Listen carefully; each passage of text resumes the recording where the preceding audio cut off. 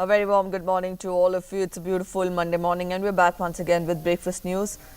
In the next 1 hour, we'll get you through everything that's making it to the headlines. We'll get you national updates, we'll get you international updates, we'll get you updates from the world of sports, business, put all this together. Keep you engaged for next 1 hour. Stay with us, we'll get you the headlines first. The 12-member National Task Force set up by the Supreme Court to ensure delivery of medical oxygen throughout the country meets for the first time.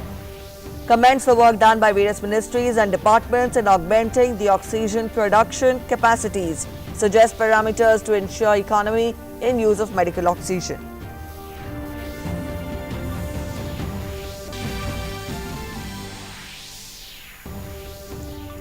India achieves a major milestone as the country surpasses the landmark of 17 crore vaccination doses.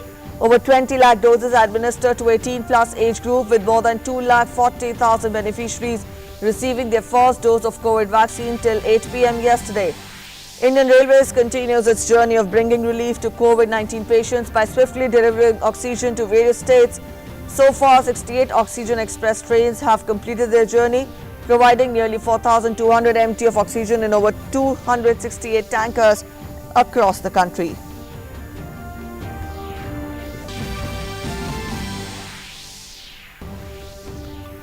Amidst rising COVID cases, strict lockdown to be observed in various states from today. Tamil Nadu and Karnataka enforce complete statewide lockdown up till May 24th. Rajasthan observing a strict lockdown from today till May 24th. Delhi, Uttar Pradesh and Haryana extend lockdown by 1 more week.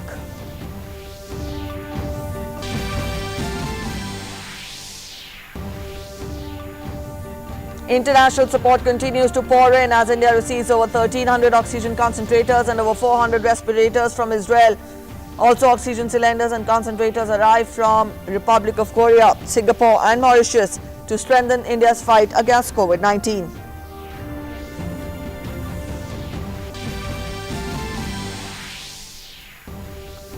Himanta Biswa Sarma to take oath as Assam Chief Minister today. BJP leader would be sworn in as the next Chief Minister of Assam after being unanimously elected in the BJP Legislature Party meeting.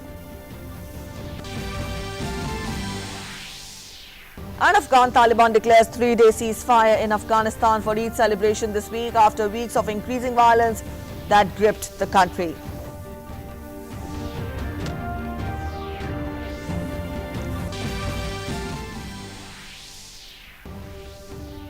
Pro-independence parties win majority in Scotland's parliament, paving way to a high-stake political, legal and constitutional battle with British Prime Minister Boris Johnson over the future of United Kingdom. In sports, Lewis Hamilton beats Max Verstappen in a thrilling duel to win the Spanish Grand Prix. His third Grand Prix win of the season equals Michael Schumacher's mark of 6 victories at the Spanish Grand Prix.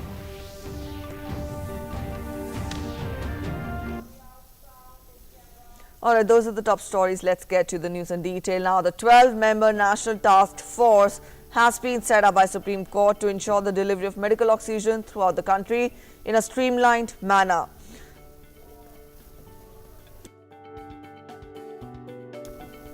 The top medical experts in this task force will ensure effective and transparent allocation of medical oxygen to states and union territories for saving lives of COVID-19 patients and to facilitate a public health response to the pandemic. The first meeting of the task force took place on Sunday. All members of the National Task Force commended the significant amount of work done by various ministries and departments in augmenting oxygen production capacities and also ensuring efficient distribution. The members also provided specific suggestions for further increasing oxygen production and availability, managing the demand side of medical oxygen, and parameters on which individual health facilities could ensure economy in use of medical oxygen. The National Task Force decided to continue its deliberations to arrive at specific recommendations.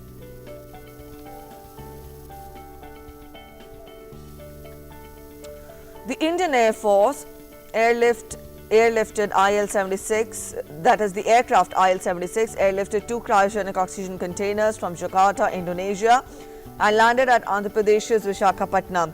An IAF C-17 airlifted zeolite that is respiratory oxygen raw material, from Frankfurt to Mumbai. 2 other C-17s are bringing oxygen generators from France to Hindon Air Base and oxygen concentrators and respirators from Israel to the Hindon Air Base. In India, C-17s airlifted 4 cryogenic oxygen containers from Pune to Jamnagar, 7 from Gwalior and Bhopal to Ranchi, and also 2 from Hindon to Ranchi. Other C-17s are bringing 4 cryogenic oxygen containers from Vijayawada to Bhubaneswar, 6 from Chandigarh to Ranchi, 2 from Agra to Jamnagar, 2 from Hindon to Bhubaneswar, 6 from Hyderabad to Bhubaneswar, and 2 from Jodhpur to Jamnagar.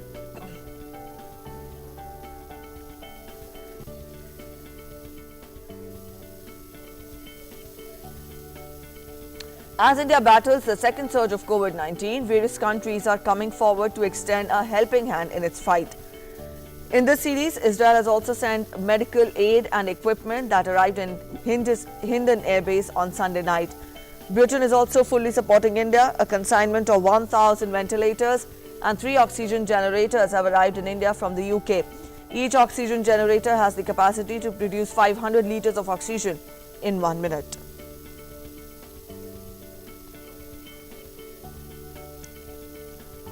At the same time, South Korea has also extended help to India in times of crisis. The first consignment of 30 oxygen concentrators and 200 oxygen cylinders arrived from South Korea.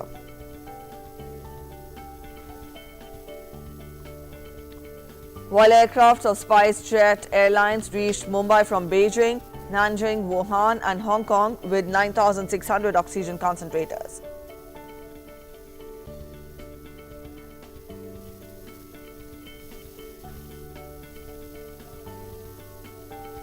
The Government of India will distribute Ayush 64 at 7 more centres in Delhi to asymptomatic, mild and moderate COVID-19 patients from today. The Ayush Ministry said that those COVID-19 patients who are in home isolation or staying at some government isolation centres can benefit from this initiative. The ministry said that it has started free distribution of Ayush 64 at many locations in Delhi since last Saturday. The 7 centres where Ayush 64 will be available are All India Institute of Ayurveda at Sarita Vihar, Morarji Desai National Institute of Yoga at Ashoka Road, Regional Research Institute of Unani Medicine at Jamia Nagar in Okhla, Unani Medical Centre at Safdarjung Hospital, Unani Speciality Clinic at Dr. M.A. Ansari Health Centre in Jamia Millia Islamia, Central Ayurveda Research Institute at Punjabi Bagh, and Central Council for Research and Yoga and Naturopathy in Janakpuri. The Naturopathy Hospital at Sector 19 in Rohini will also start distributing free Ayush 64 from Wednesday. Patients or their representatives can visit these centres with hard or soft copies of the patient's RT-PCR positive report and Aadhaar card to get a free pack of Ayush 64 tablets.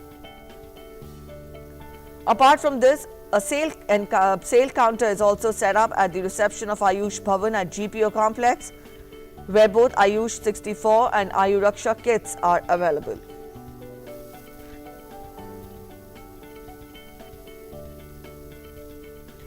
The ESIC under the Ministry of Labour and Employment has installed oxygen generation plants at 2 hospitals in Delhi NCR area. A 440 litres per minute capacity plant has been installed at the ESIC Hospital and Medical College in Faridabad, while another plant of 220 LPM capacity was commissioned at ESIC Hospital in Jhilmil, New Delhi. Labour Ministry said that this will enable these hospitals to augment the availability of ICU and ventilator beds. There are at present around 1,520 ESI dispensaries and 159 hospitals across the country, out of which 45 dispensaries and 49 hospitals are directly run by ESIC, while remaining dispensaries and hospitals are run by the respective state governments. ESIC को 2 oxygen plants स्वास्थ्य मंत्रालय भारत सरकार से प्राप्त हुए हैं। एक oxygen plant जिसकी क्षमता 440 लीटर पर मिनट ऑक्सीजन की है, उसकी स्थापना हम लोग ESIC medical college and hospital Faridabad में करने जा रहे हैं। पिछले 24 घंटे में इसकी टेस्टिंग की गई है, उसको स्थापित किया जाए और आज शाम तक उसको हमारे ऑक्सीजन गैस पाइपलाइन से इंटीग्रेट किया जाएगा और वो पूर्ण रूप से चालू हो जाएगा। इसके अलावा दूसरा ऑक्सीजन प्लांट ESIC झिलमिल में हम लोग को प्राप्त हुआ है। इसकी क्षमता 120 लीटर पर मिनट है। इन दोनों प्लांट से हम अतिरिक्त अपने बेड्स वेंटिलेटर से चला सकते हैं और अतिरिक्त ICU बेड्स की भी उपलब्धता कर सकते हैं। India has achieved a major milestone as the country has surpassed the landmark of 17 crore vaccination doses. The cumulative number of COVID-19 vaccine doses administered in the country so far stands at 17 crore 1,53,432. 2,43,958 beneficiaries of the age group of 18 to 44 years received their first dose of COVID vaccine on Sunday, while cumulatively 20,29,395 people in the 18 plus age group across 30 states and union territories got their vaccine doses so far. As on day 114 of the vaccination drive on 9th of May, total of 6,71,646 vaccine doses were given. In view of a holiday on Sunday, many states and union territories did not organize vaccination sessions. 3,97,231 beneficiaries were vaccinated for the first dose and 2,74,415 beneficiaries received the second dose of the vaccine. The vaccination exercise as a tool to protect the most vulnerable population groups in the country from COVID-19 continues to be regularly reviewed and monitored at the highest level.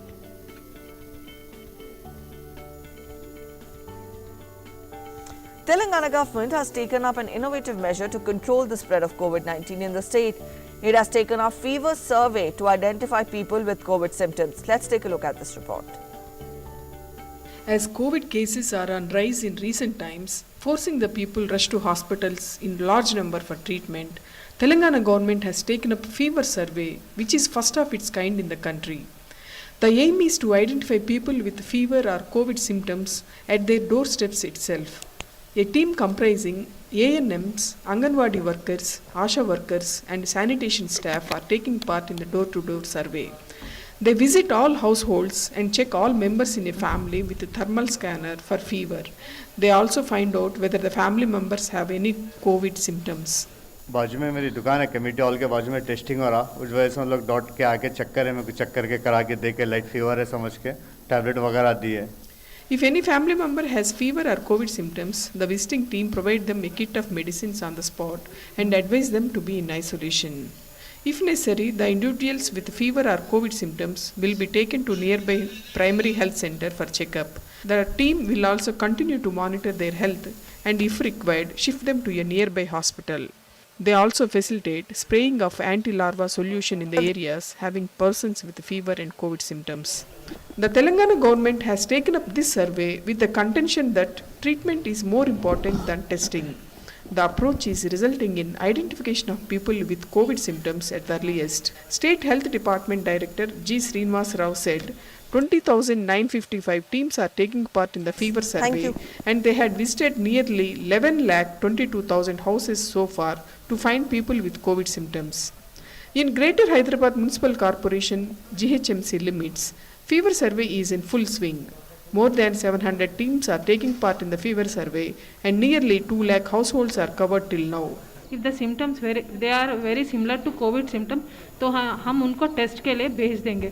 Test करने के बाद अगर वो test positive आया तो उनके घर में वो अंतर 14 दिन में उन लोग आइसोलेट होकर रहना है. अगर 14 दिन घर में रह सकते, घर में सब कुछ पानी बाथरूम सब कुछ सेपरेट है तो घर में ही रहने देंगे.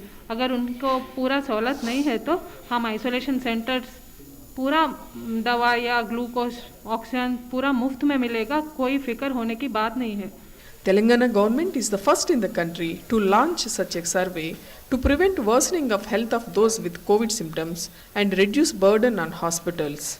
Suprashanti, Bureau Report, DD News, Hyderabad. Alright, the fever survey in Telangana there. Let's turn focus to the national capital now. The lockdown in Delhi has been extended for 7 more days to curb the spread of COVID-19.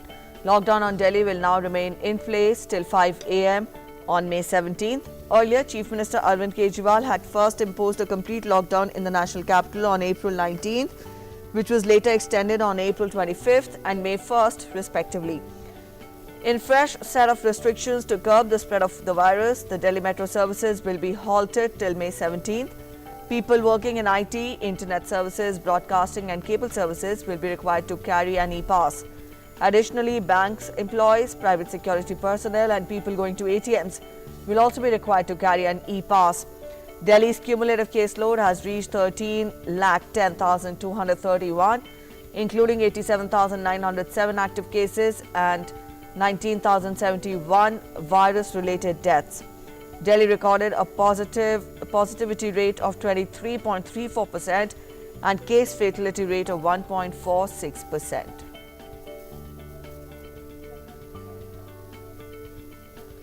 To get us more details on that, our correspondent Arun is joining us. Arun, we've given some highlights of the lockdown that has been extended in the national capital. You spell out more details about the lockdown which has been extended till May 17th first.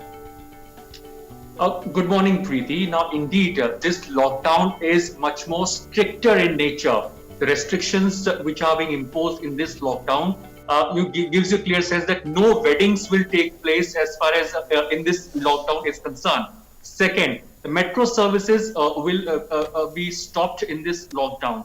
So idea is primarily, we know this fact that lockdown does not stop the virus, but it slows down the speed at which the virus is spreading. And that is what the idea of the Delhi state government is, that how can the breather can be given to the healthcare infrastructure of Delhi itself. There is one good news, Priti, and there is, of course, one bad news as far as Delhi is concerned, as far as COVID-related matter is concerned. One, till last week, the positivity ratio in Delhi was up to 35% or more than 35%. But now, gradually, it has declined to below 25% as far as positivity rate is concerned. The fatality rate, which was, till last week, it was showing more than 400 people. We were losing more than 400 people on a daily basis. But now that fatality ratio is coming down to less than 350. One thing is for sure that gradually Delhi is showing signs of, flattening the curve to flattening this plateau. But on the other side, the matter is that the healthcare infrastructure in Delhi is really exhausted. That's the bad news. And in that context only, what government is trying to do to impose these stricter lockdowns, so that primarily more and more healthcare infrastructure can be erected as far as this COVID pandemic is concerned. So in that context, these lockdowns have been imposed so that on one side you can gear up and prepare for better healthcare facilities, be it the oxygen beds, ventilators. So that is the idea. Second important aspect, Priti, over is that now center is clearly, when we talk about the center and state coordination, Delhi has clearly mentioned this point time and again that they are receiving more and more oxygen cylinders. So oxygen related issues are being sorted out. Center is ensuring that how can more quota be given to the states like Delhi, where the case load is very much higher, so that the issues like medicines, injections, oxygen cylinders, beds, and oxygen primarily, how can this quota be increased? So in that context, Delhi is witnessing, a sharp decline in the number of cases, and this is, of course, the good news as far as COVID cases are concerned. All right, Arun, thank you so much for joining us with those inputs. That was our correspondent Arun Sharma joining us and getting us an update on the lockdown restrictions which have been extended in the national capital till May 17th. Let's turn focus onto Jammu and Kashmir now, where the administration has extended the curfew imposed across the Union Territory till May 17th to curb the spread of COVID-19. The curfew was earlier scheduled to end this morning at 7 a.m. and this time the curfew will be stricter except for a few essential services. Meanwhile, the gathering permissible for marriages has been reduced to 25 from the current or the earlier count of 50. Earlier on April 29th, the Union Territory administration had imposed curfew in 11 districts in a bid to tackle the surge in COVID-19 cases, which was subsequently extended to all the 20 districts the next day. Meanwhile, normal life remained affected in many parts of Jammu division as the lockdown imposed in the wake of an alarming surge in COVID-19 cases in the Union Territory entered the 12th day. Markets remained shut and public transport was off the roads. Jammu City Police and security forces have sealed several roads by putting barricades at many places to prevent the movement of people. Tamil Nadu Cabinet has strictly implemented the total statewide lockdown to be enforced from today, that is May 10th till May 24th, to contain the spread of the pandemic. The decision was taken in a cabinet meeting led by Chief Minister M.K. Stalin on Sunday. Stalin advised all his ministers to camp in the districts allotted to them and ensure implementation of the lockdown. A total of 28,897 persons, including 28 from outside the state, tested positive for COVID-19 in Tamil Nadu on Sunday. Chennai topped the tally with 7,130 cases, followed by Coimbatore with 2,509 and Chengalpattu with 2,279. The total number of cases in Tamil Nadu stands at 13,80,259. 236 deaths were reported on Sunday, taking the state's total tally to 15,648. Total number of recoveries in the state stands at 12,20,064.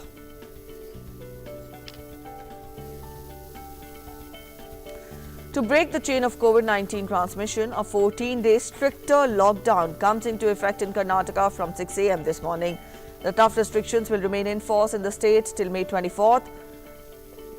Notably, the state was already under corona curfew since April 27th. There are restrictions on movement without valid reasons. The lockdown from today has imposed ban on even inter-district travel except for emergency service. Police will detain people who will be aimlessly roaming with their vehicles with no valid reason. Their vehicles will also be seized. Karnataka has been reporting nearly 50,000 fresh COVID cases daily for the past few days. On Sunday, the state's tally surged to 19.34 lakh as 47,930 fresh infections were recorded, while 490 deaths took the cumulative fatalities to 18,776.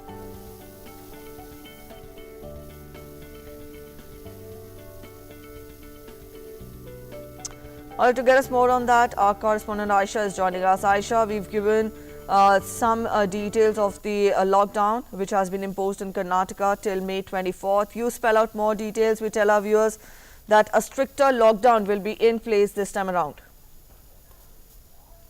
Well, absolutely, Priti. The lockdown this time will be very strict. The police has the police is already on road and stopping people from moving around without any valid reason. And also the fact that there is no inter-district or interstate travel. So that makes it easier for the government to control the spread of the infection from across the border with the neighboring states. This is one good thing that the government has, one good decision that the government has taken to stop the interstate travel during this lockdown. And also the government is leaving no stone unturned to see to the fact that the spread of infection does not affect the districts. Remember, the districts so far reported only 2-digit numbers, but now most of the districts in Karnataka are reporting more than 1,000 and 2,000, especially Mysore, Kalburgi, Dakshin Kannada. These are the districts which are reporting a higher number compared to what they were reporting earlier during the beginning of the second wave. So the government is focusing more on oxygen beds in all these districts and also in Bangalore as such. Bangalore has been the epicenter of this entire COVID-19. So it's a challenge for the government to provide beds to the people. But now there seems to be the pressure taken off from the oxygen beds because the concentrators are being provided to the less serious cases, so that the oxygen cylinders and the oxygen facility is provided to more serious and people with comorbid conditions. So more concentrators are being flown in from across the other countries as well. Yesterday, US provided 400 concentrators to the state government, and this is being put to use for the less serious cases. And also, on the other hand, on one hand, if the government is ramping up the infrastructure, on the other hand, the government has today started a very intense drive to vaccinate citizens above 18 plus age. And this is very interesting because the government says that this will be an uninterrupted supply of vaccines given to the people in this age group. So those who have registered will be allowed to get their dose, although symbolically the government had started this drive from May 1st. But today the government says that the stock is there. Now they have received a stock of around 3.5 lakh vaccine doses. So this will be carried on in the next few days, so that at least the younger generation, which is more being affected, will be protected from this infections. So on one hand, we see government taking this challenge and ramping up the infrastructure. On the other hand, the government is also encouraging people to get vaccinated to stay safe. All right, I shall also get us a sense of how well equipped are the medical facilities in the state. You tell us about the vaccination drive and you tell us about the sector implementation of the lockdown this time around. Also give us a sense of the present COVID situation, the number of cases, how is the COVID situation there in the state, and also let us know details of how is the medical system ramped up there. Well, Priti, Karnataka saw a very alarming increase in the numbers in the past a few weeks, and especially in the last month, the positivity rate has gone up to 32%. And this has really been a big challenge, a huge challenge for the government to face, because the government was grappling with this situation and trying to provide beds to the people, especially in Bangalore. The medical system in Bangalore was well equipped, and though there was a system in place in the during the first wave, the second wave saw large number of cases which hit the infrastructure, and the health infrastructure in the state seemed to be crumbling under the pressure. But now the government has taken control of the situation, and the allotment of the beds in the hospitals have been made more transparent after the issue was raised by the Bangalore South MP. So the allotment is now more transparent, and also people do not have to struggle much because there is a website which is providing all the details of the vacant beds, etc. So this is right now with regard to the bed facility. With regard to the medicines, the government has made it very easy for the patients to access the medicines because a few days ago, remdesivir was much in shortage. Now then, the government opened a call center wherein the patients can directly register with the call center, and the remdesivir will be sent to the respective hospital where they are being treated. So now there is no shortage of remdesivir as such, and this is being streamlined in a proper manner. So this way, the medical system in Karnataka has been ramped up by the state government, and the government is making all efforts to see to that the infection does not rise and people get the desired medical attention. All right, thank you so much, Aisha, for joining us with those inputs. That was our correspondent, Aisha, telling us about the lockdown implementation in Karnataka and also about the vaccination drive and the efforts which have been made by the administration there to keep the virus at bay. She also told us about how the medical facilities and the hospitals are being ramped up in the state. We'll keep you updated. Let's turn focus on to Rajasthan now. In view of the rising COVID-19 cases, Rajasthan government has imposed stricter lockdown from today to May 24th. Chief Minister Ashok Gehlot has directed the officials to strictly implement COVID-induced lockdown and take strict action against the violators. He has also appealed to the central government to consider imposing a nationwide lockdown in view of the second wave of COVID-19. Rajasthan on May 9th registered 159 COVID-19 deaths and 17,921 cases. According to an official report, 5,50,853 people have recovered so far, and the number of active cases at present is 2,189. Uttar Pradesh government further extended the duration of the curfew in the state till May 17th amidst a surge in the cases. The previous curfew was to end this morning. On April 29, the state government had announced that weekend lockdowns will also cover Mondays, and on May 3rd, it was extended till May 6th. Most states have taken to lockdowns or night curfews to break the chain of transmission. Uttar Pradesh Chief Minister Yogi Adityanath on Saturday said that a massive COVID-19 vaccination drive will be initiated for 18 to 14 years of age group in the state from today. He added that 45 lakh vaccines have been administered to the people above the age of 45 years.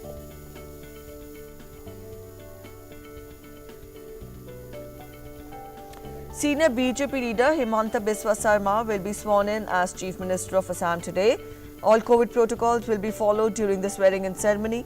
Some chief ministers of northeastern states and other leaders of NDA are expected to attend the ceremony. Himanta Biswa Sarma was unanimously elected as the leader of BJP legislature party yesterday. His name was proposed by outgoing Chief Minister Sarbanand Sonowal. BJP legislature party meeting was held in Guwahati in the presence of central observers Narendra Singh Tomar and Arun Singh.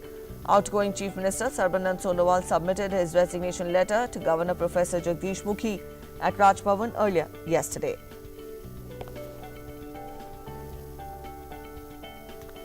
Our correspondent Mridu Smita is joining us from Guwahati. Smita, we tell our viewers that today Himanta Biswa Sarma will be taking oath and will be swearing in as the Chief Minister. You spell out more details.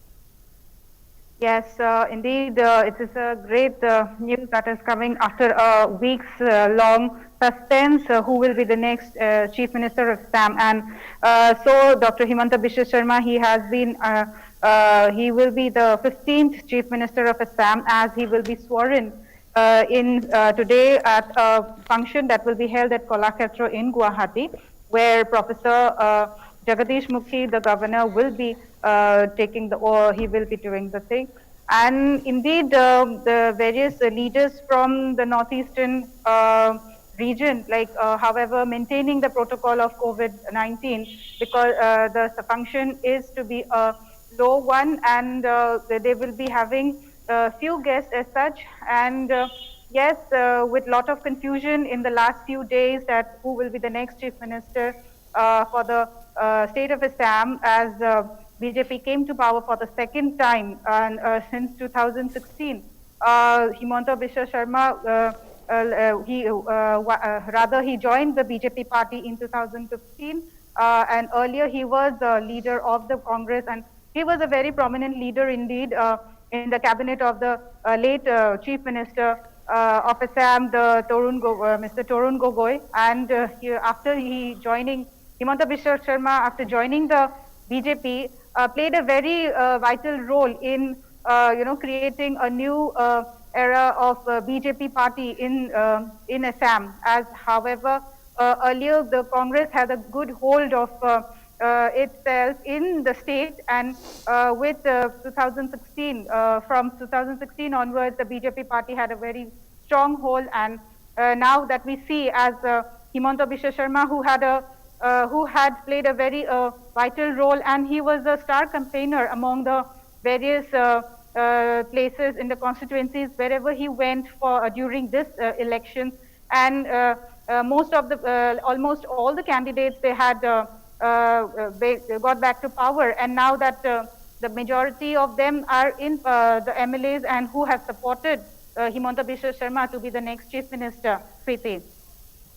All right. Also, Mridu Smita, spell out more details. Do we expect him to announce his cabinet today? And when we talk of his tenure, you tell us that he is a prominent leader there. Spell out more details on the priorities of his administration, and how is it he will be taking on the reins of power from the previous Chief Minister.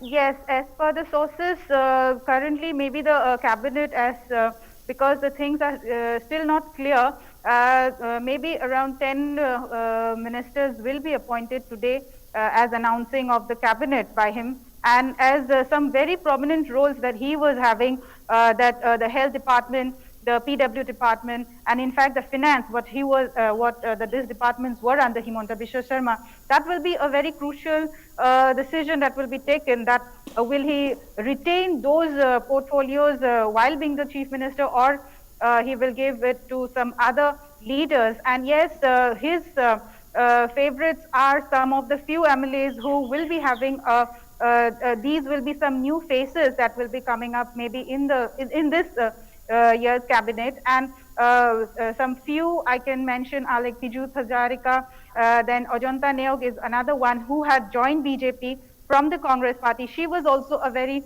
prominent leader during the Congress times, and now as she had won back to power as after joining the BJP, she is also expected to have a good department under her control. And yes, in some time from now, this cabinet will be announced, and still there is a little bit of suspense that who he will be selecting as the cabinet from now, Priti.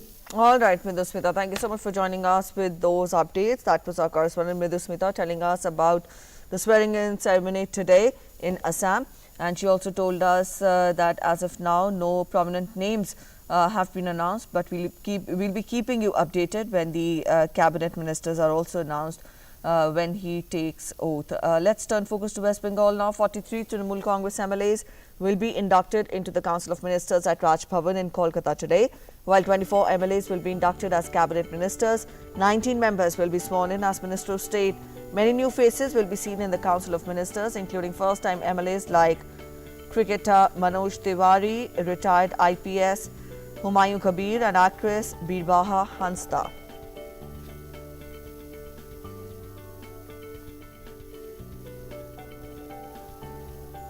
The centre on Sunday rubbished reports claiming the government has approved Bharat Biotech's co-vaccine for children above the age of 12 years.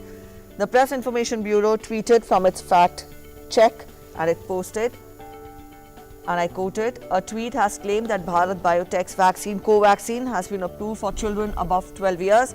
This claim is fake. No such approval has been given by Government of India. Currently, citizens above the age of 18 are eligible for COVID-19 vaccine.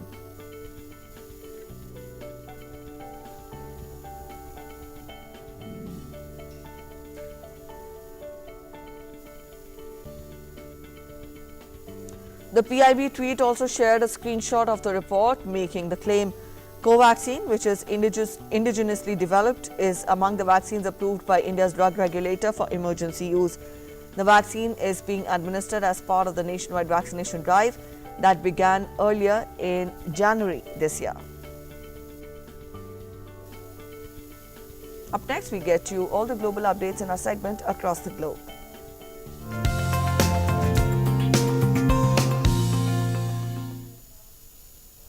Taliban in Afghanistan have announced a 3-day nationwide ceasefire for the holiday of Eid, starting this week after weeks of increasing violence that gripped the country. Eid holiday will begin on Wednesday or Thursday this week, depending on the sighting of the moon, marking the end of the Islamic fasting month of Ramadan.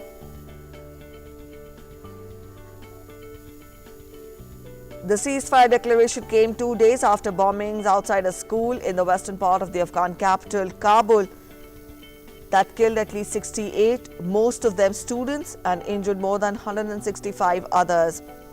The Taliban have previously declared nationwide Eid ceasefires but resumed fighting immediately after the festivities. In Turkey, hundreds of pro-Palestinian activists staged a night protest outside the Israeli Consulate in Istanbul.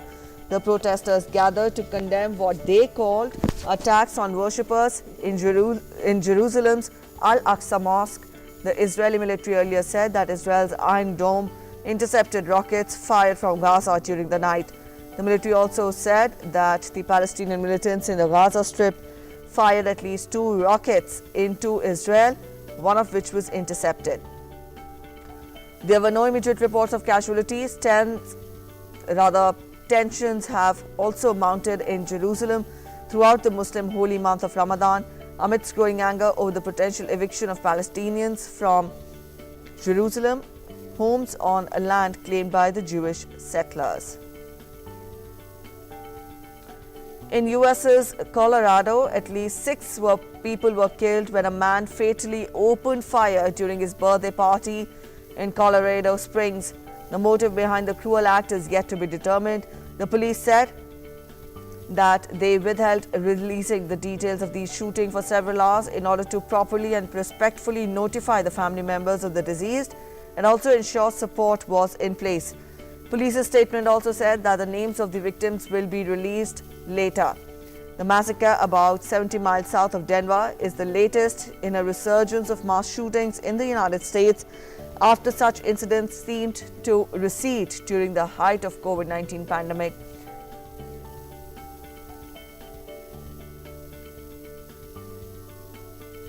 The US government declared a state of emergency on Sunday after the largest fuel pipeline in the US was hit by cyber attack.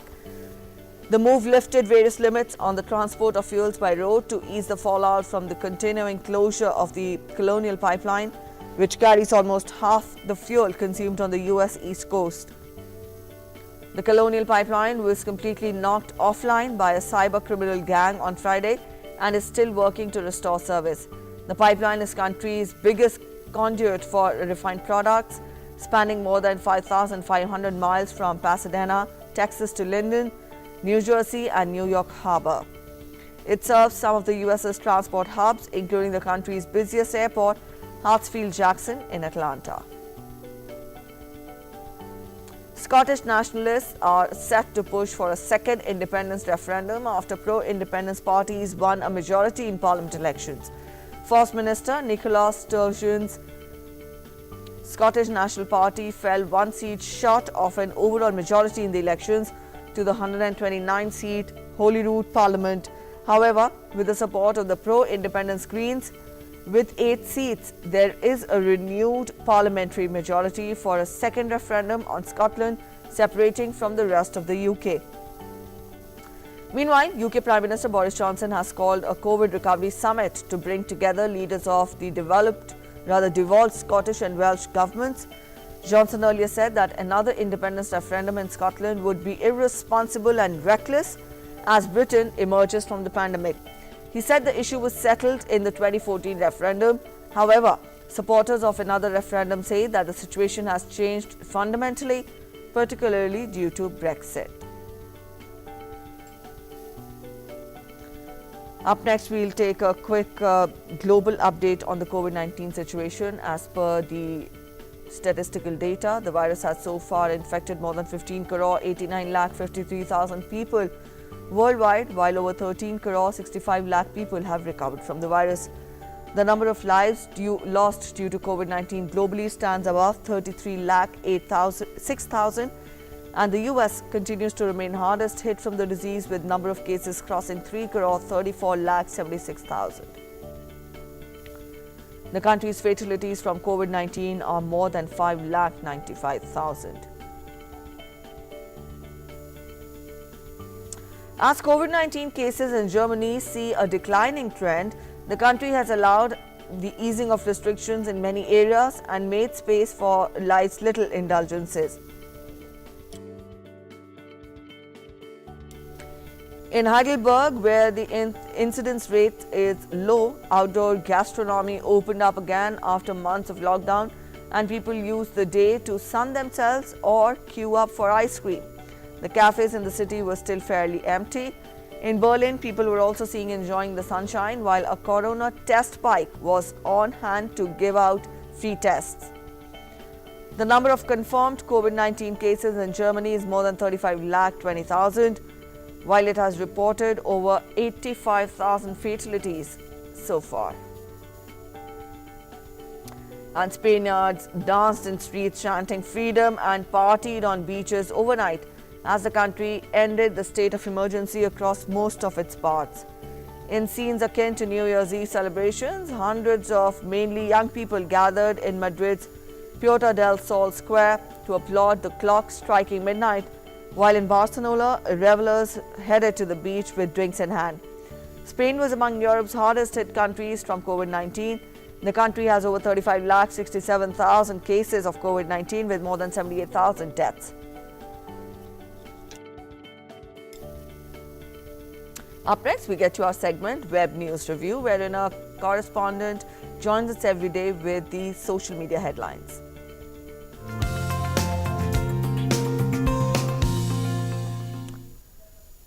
And my colleague Amrit is joining us this morning. Amrit, good morning. Let us know what headlines have you picked up for us from social media platforms. Good morning, Priti. Well, most newspapers are reporting about, the COVID situation. The Economic Times says getting people vaccinated only is the long-term solution to COVID-19 crisis in India. This is what Anthony Fauci, the chief medical advisor to US president, has said.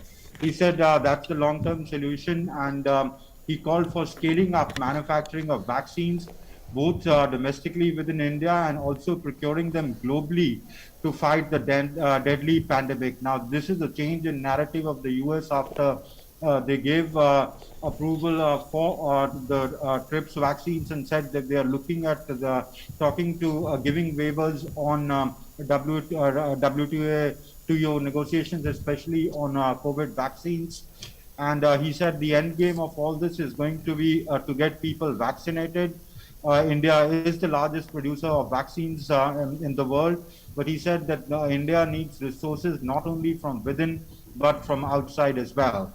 The other story that the Times of India has printed, it says 6,738 oxygen concentrators, 3,856 cylinders received as foreign aid amid COVID-19 surge. This is what the government says. They put out these figures yesterday saying that apart from the 6,738 concentrators and 3,856 cylinders, 3 lakh remdesivir vials were received as aid from foreign countries, and they've been already dispatched to various states and union territories. They said that the health ministry said that reflecting the solidarity and the goodwill towards India, they are thankful that the global community has extended a helping hand in supporting the efforts in the fight against COVID-19. The government of India has designed and streamlined a systematic mechanism for effective allocation and prompt distribution and delivery of the support supplies received from foreign countries by India. This is what the health ministry says. This will help supplement the medical infrastructure and the tertiary care institutions of the recipient states and UTs and strengthen their clinical management capacities for clinical management of the hospitalized COVID-19 patients. The other story that the Indian Express has printed, it says, asked to rethink vaccine policy, Center to Supreme Court, trust us, no need for court to interfere. Now, the Center on Sunday told the Supreme Court that its vaccination policy has been framed to ensure equitable distribution with limited availability of vaccines, and the fact that the vaccinating the entire country was not possible in one go due to the suddenness of the pandemic as the prime consideration, but the policy is equitable, non-discriminatory, and based upon intelligible differentiating factor between two age groups, that's 45 plus and below 45. So it in a way told the Supreme Court, gave an affidavit in the Supreme Court that what steps it's taking to ensure that its vaccine policy is equitable, and it assured the Supreme Court that it need not interfere as the center is following equitable distribution to various states. The Mint has printed a story which says from Amazon to Tata, Reliance to Vedanta, the industry steps up to combat COVID. It says Mukesh Ambani's Reliance Industries tweaked manufacturing units of oil refineries to produce over 1,000 tons of medical grade liquid oxygen per day, or over 11% of India's total production. It says India's largest steel maker, JSW, has stopped making some steel products to produce hundreds of tons of oxygen for hard-hit areas. It said it's building large COVID care centers, while Google CEO Sundar Pichai last month had announced $18 million as a donation. Amazon said that 1,000 Medtronic ventilators will be delivered to India, and Microsoft said that it would work to provide India with 1,000 ventilators and 25,000 oxygen concentration devices. Now, this is what the corporate sector claims that it's pitching in to combat COVID-19 situation in India. Priti, that's what's made it to the newspapers and the web portals this morning. It's back to you. All right, Amrit, thank you so much for joining us with that web review this morning. Up next, let's turn focus to world of business now in our segment BizBuzz.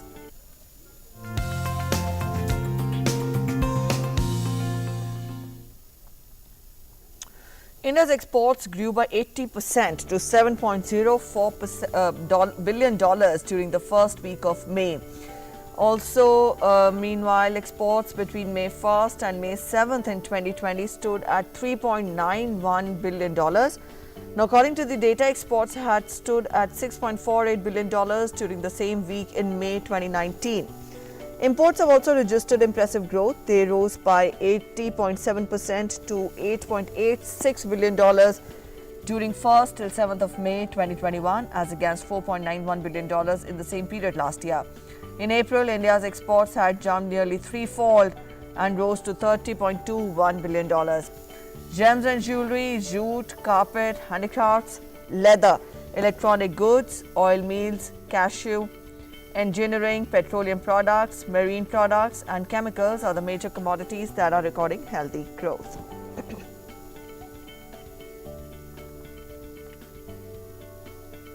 Let's take a look at how the world stocks are performing. Most Asian stocks and US equity futures climbed after the S&P 500 index hit a record on weak jobs data that added to the case for ongoing stimulus. Gasoline and crude oil rose after a cyber attack forced the closure of a key US pipeline. The Dow and S&P 500 hit record closing highs on Friday while registering gains for the week, and the Nasdaq recovered after US jobs data eased concerns over prospects for rising rates. The Dow Jones rose 0.66%, the S&P 500 gained 0.74%, and the Nasdaq Composite added 0.88%. Stocks rose on Monday amid speculation that interest rates will remain low for an extended period due to the receding risk of a rapid acceleration in inflation, while oil prices jumped after a cyber attack on a US pipeline operator unnerved markets. Futures for Japan's Nikkei rose 0.03%, Australian S&P futures were down 0.06%. US stock futures rose 0.12%.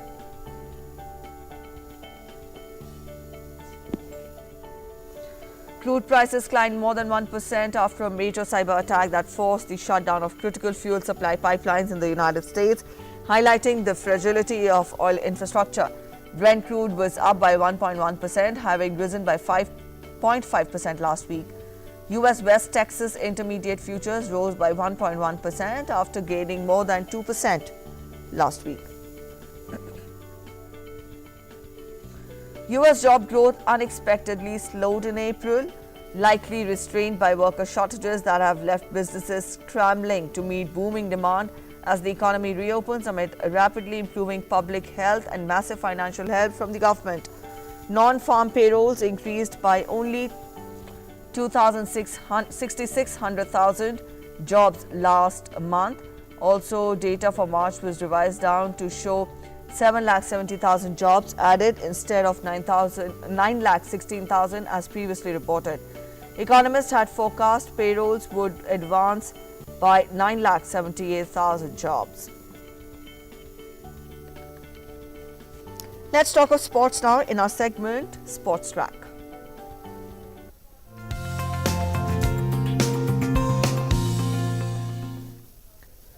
Lewis Hamilton beat Max Verstappen in a thrilling duel to win the Spanish Grand Prix and increase his championship lead over his top rival. Verstappen's Red Bull edged Hamilton to the first curve to snatch the early lead. But Mercedes' use of 2 pit stops to give Hamilton fresher tyres down the final stretch paid off and allowed him to overtake the Dutchman with 6 laps remaining.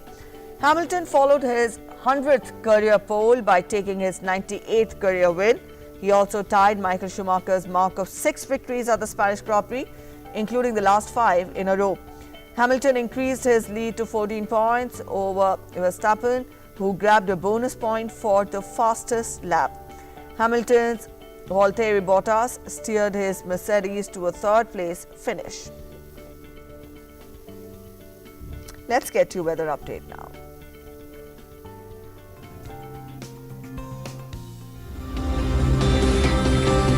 As per the satellite picture, a fresh western disturbance is likely to affect western Himalayan region and plains of northwest India from tomorrow onwards. Under this influence, isolated heavy rainfall is likely over Himachal Pradesh and Uttarakhand, western Himalayan region, and also likely over the plains of northwest. Also, under the influence of strengthening of lower level southwesterly winds and its confluence with lower level westerlies, fairly widespread rainfall activity is likely over northeastern states and West Bengal and Sikkim during the next 4 to 5 days. And now we take a look at temperatures across major cities in the country.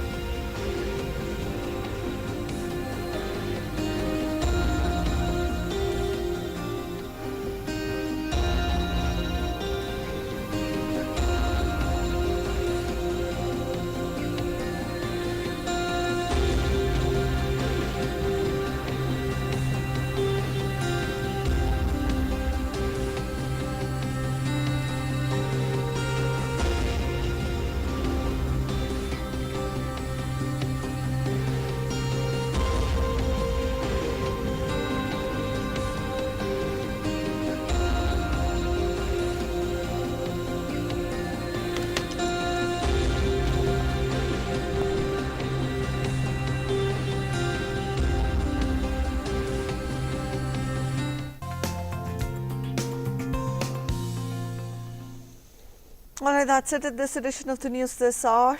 But before we go, we leave you with this reminder every day: be part of the Mask Up India initiative, which we are running on our channels. Remember, the best way to keep yourself and people around you safe is by wearing a mask. Wear a mask, wear it correctly and properly. And before we go, we leave you with glimpses of various fireworks and Moscow marking Russia's Victory Day celebrations. Take a look. Have a good day ahead. Bye-bye.